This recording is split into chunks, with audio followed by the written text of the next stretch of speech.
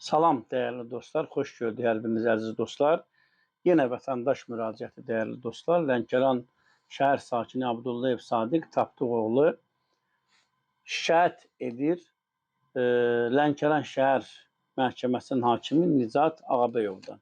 Son vaxtlar bu məhkəmə hakimləri ilə bağlı bizə çoxsaylı müraciət gəlir. Vətəndaşlar narazılıq edirlər. Bəzi hallarda deyirlər ki, müraciət edirlər, bildirirlər ki, məhkəmələr müstəqildir.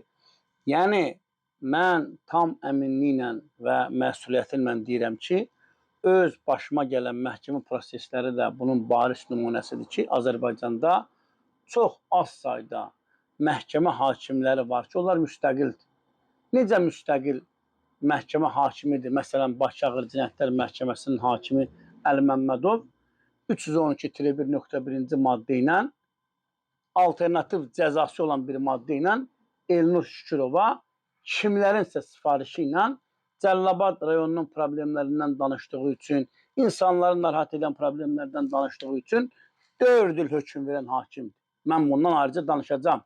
Danışacağım Əli Məmmədovun hər dəfə Elnur Şükürovla Əvəz Zeynallını Bakı Ağır Cinayətlər Məhkəməsinin dəhlizində saxlaması, hər prosesdə bilmirəm 30-40 proses keçirildi orada. Hər prosesdə adam bizlə görüşdü məhkəmənin dəhlizində. Adam şərəfim, namusum, qeyrətim üzərinə hər dəfə bildirdi ki, bu məhkəmə prosesinə heç kim təsir eləmir. Bu işdə cinayət hadisəsi yoxdur. Bizi müşahidə edən konvoylar özü təəccüb edirdi, dəyərli dostlar. Bildirirdilər ki, biz illərdir burada işləyirik, belə bir hakim təqsirləndirilən şəxs diyaloqu olmayın. Əvəz müəllim narahat olma, Elnur Şükürov narahat olmayın. İndi Əvəz müəllim yayımlarında bildirir ki, Elnur Şükürov Əli Məmmədova inanırdı. Bəli, mən yalan deyə bilmərəm. Mən Əli Məmmədova son ana kimi inandım. Adam qolunun damarını göstərdi. Dedi, mənim qanımda türk qanı axır. Damarımda türk qanı axır deyən Əli Məmmədov fevralın 26-sında Xocalı hadisəsi baş verdiyi gün bizə hökm oxuyub. 4 il azadlıqdan məhrum edib məni, 9 il Əvəz Zeynallını.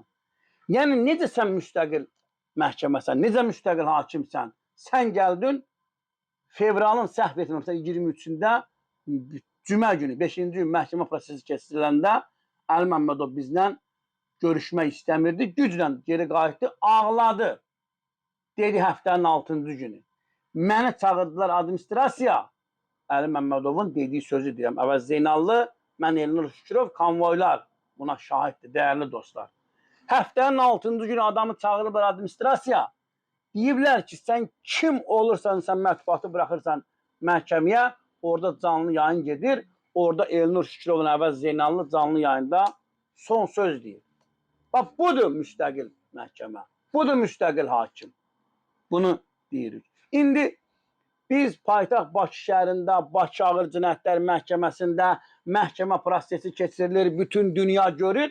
Son nəticə bizim başımıza bu hadisələr gəlir. İndi görün rayonlarda Elxan Əmrəliyev kimi Cəlilabad rayon məhkəməsinin hakimi var. Nicat Ağabəyov kimi hakim var Lənkəran şəhərində. Görün bunlar nə var, dəyərli dostlar. Dinləyək görək Abdullayev Sadiq Tapdıqoğlunun başına Lənkəran şəhər məhkəməsində nələr gəlib dəyərli dostlar? Birlikdə qulaq asaq dostlar. Mən Lənkəran rayon Liman şəhəri sakini Abdullayev Sadiq Tapdıqoğlu. Mən bu videonu çəkirəm ki, jurnalist Elnur Şükürova göndərim və bunu işıqlandırsın. Mənim şikayətim Lənkəran rayon məhkəməsinin hakimi Nicat Ağabəyovdandır. Mənim oğlum Kazımlı Tural Sadiqoğlu 44 günlük müharibənin iştirakçısıdır, həm də qazısıdır.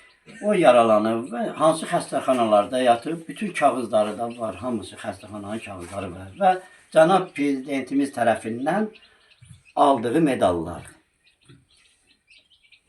Nicat Ağabəyov işi düzgün, Turalın məhkəmə işini düzgün aparır və mənim oğlum Kazımlı Tural Liman şəhər sakini Əhədov Amid tərəfindən şərlənib. Və Amid iddia edir ki, Tural maşınla mənim qıçımı sındırır. 2025-ci il aprelin 25-də. 2025-ci il aprelin 30-da mən onu Lənkəran rayon məhkəməsinin aparıb Onu rengindən keçirtdim. Qıçından heç bir şey aşkarlanmadı.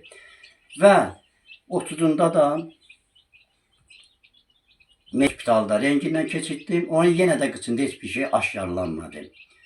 3 ay üstündən keçəndən sonra Əhədov Amidin qıçından sınıq aşkarlanıb. Onu da Lənkəran Rayon Mərkəzi Xəstəxanasının həkimi Şərif Hüseynov yazıb.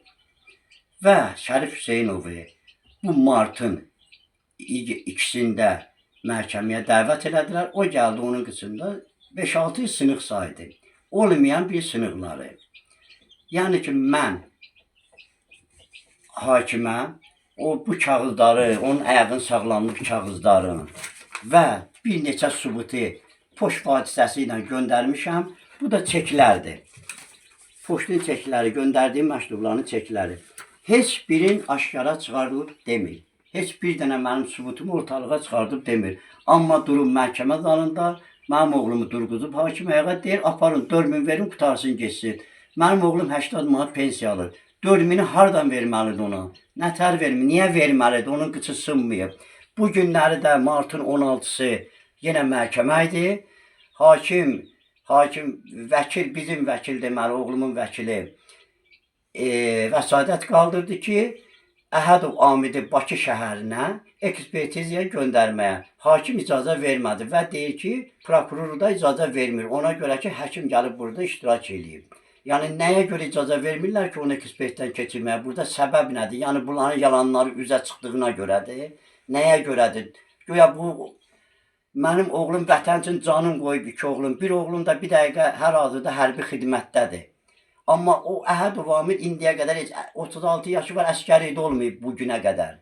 Nəyə görə? Yəni ki, bu qazı ilə bu hakimlər beləncə rəftar eləyirlər. Səbəbi nədir?